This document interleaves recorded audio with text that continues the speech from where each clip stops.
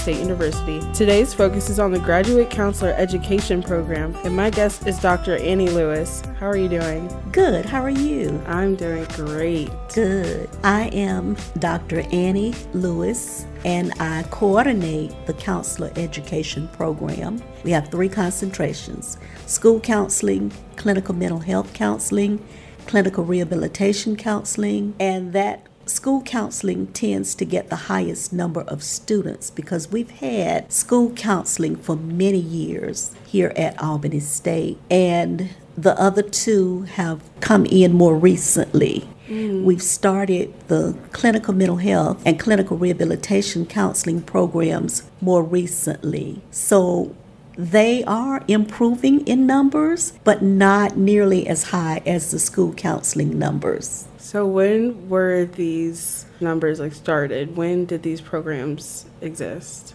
at Albany State? Well, as I said, we've had school counseling since probably the 90s, and the other 2 started around 2018. Oh, so really recent, okay. Yes. So we've had about 3 graduates for clinical mental health counseling already, and we will have our first graduate for clinical rehabilitation counseling in December. That's great. So how has the COVID-19 pandemic affected especially this program?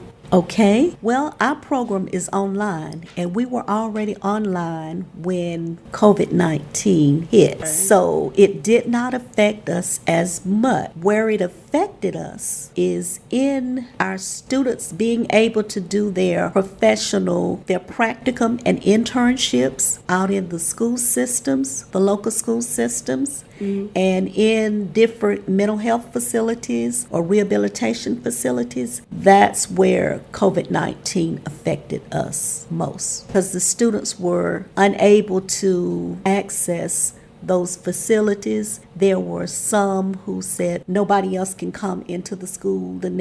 Everybody has to already be here. Nobody else can come into the school who does not work here, or nobody else can come into the facility who does not already work here. What changes have you seen in the counselor education program since it changed from traditional to online? Well, in 2017, we redesigned the program from a traditional program of 48 hours to a 60-hour online program. And as soon as that happened, we started receiving applications from applicants all over the state of Georgia. Prior to that time, we had basically educated individuals in Southwest Georgia, individuals who could drive to the campus 2 to 3 days a week from within, say, an hour and a half to get to the campus.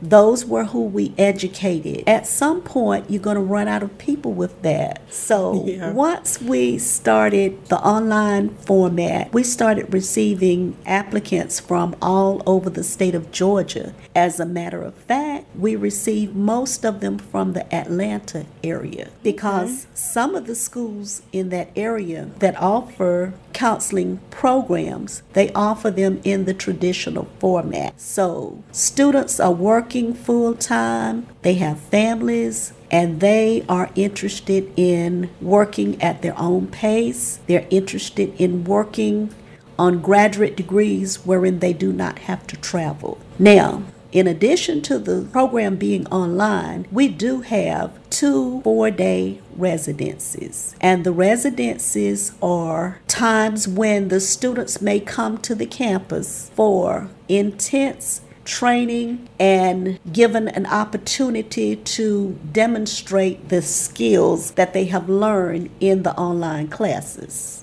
However, during the pandemic, we had to move to doing those online. So we did them through Zoom and WebEx. But we were still able to get that done, wherein the students were able to engage with each other and to form great attachments and learn who each other were and form some relationships that are lasting. What were the challenges of being moved to online? Well, the challenges for being moved to online were few, because most of our courses were in Georgia View, or D2L as some would call it. Most of our courses were already in there, in that system, even though the students were coming to class in person. So that was probably the biggest challenge, is mainly to get most of the courses aligned in Georgia View. So how will a graduate degree equate to a better job, a higher salary, or a job promotion?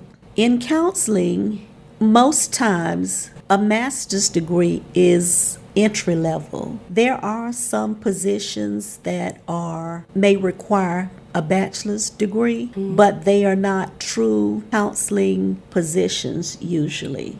Okay. So you usually have to have at least a master's degree in counseling to obtain a counselor's position. Okay. So the next question is sort of a piggyback off of your answer. So can you discuss the careers that require advanced degrees to become successful in the field? Well, school counseling was one you just mentioned. Yes. So that would be the first one I would say would be school counseling. Many years ago, people would just add on a course or two and they would become school counselors or guidance counselors. However, over the years, that has changed greatly. Matter of factly, we get many calls from teachers who say, well, I already have a master's degree in teacher education or in whatever, and they think that they can just add on, but without a counseling background, they cannot just add those courses because there would be too many courses for them to add in order to become a counselor. They have missed out on all of the theories courses, the career theories, the adjustment type theories, psychological theories. They've missed out on all of that, plus the practice of the theories in different courses. So they can't just say, I can just add this on and become a school counselor. So many are upset because of things like that. I can definitely see that. You have a background in teaching children and you think you can counsel them, but I understand why it would be harder for them to transition, especially without having the proper credit. And with rehabilitation counseling, the trends have changed from time to time. There have been times when they said that in order to become a rehabilitation counselor, you needed a master's degree and a CRC, which is Certified Rehabilitation Counselor. So they wanted you to have certification. Now, because of the lack professionals with those credentials, many of the states have gone to allowing individuals with bachelor's degrees to do most of the legwork, but they're not going to get paid the same as the person who has to sign off on that work, who has that CRC, the Certified Rehabilitation Counselor. I get it. Yeah, and with the clinical mental health counselor, the trend is for someone to become a licensed professional counselor. So you mentioned that there are 3 different categories or 3 different studies in counseling education. Can you explain the difference between the 3? Yes. School counselors are going to work with those students who are in pre-K through 12th grade to assist those students in whatever their needs are while they're in the public school system. If there are specific mental health needs that are going to require too much for that counselor to deal with, then they are referred out to a mental health counselor. Rehabilitation counselors work with individuals who have disabilities, whether they are physical, mental, or intellectual disabilities. That individual may be a student or an adult for the rehabilitation counselor to work with. Okay. So they work to ensure that persons with disabilities become as independent as possible, or to assist that individual with the disability in becoming employed. Clinical mental health counselors work to ensure that individuals with mental health needs get those types of needs met. So, can you describe the graduate school admissions process for this specific field? Yes. Well, at Albany State University, right now we're not requiring any entrance exam. However, applicants must have a grade point average of 2.8 or above. If it is within 2.5 to 2.79, they may be provisionally admitted and prove or demonstrate their abilities through earning B or above in at least 3 classes. The other part of admission is that they write a professional statement demonstrating or describing what they would like to do in that field. Graduate school tests. Well, to get in, are there any tests that you would have to take before you're admitted to? Right now, Albany State University is not requiring an entry exam. Okay. Okay. But prior to this, we required the MAT or the GRE. Okay. And can you explain what those are? Both of those are standardized tests that show the aptitude and abilities of students or applicants. In school counseling, in addition to those tests, we were also doing GACE admissions. However, GACE admissions is no longer required. When school counseling students reach a certain point in their work, they are still required to do GACE 103 and GACE 104. Those are school counseling content areas that they do, school counseling area. So they have to pass those before they can go on to doing their practicum and internships and getting certified as school counselors. So what's the best advice you can give to an undergraduate student that wants to go into counselor education? First of all, they need to keep up their GPA. Keep that grade point average up to 2.8 or above. Another thing they would need to do is to explore different areas of counseling if they were planning to go into counseling. Maybe they might want to shadow someone who does that type of counseling. Prior to working here at Albany State University, a rehabilitation counselor, I've worked in both the private and the public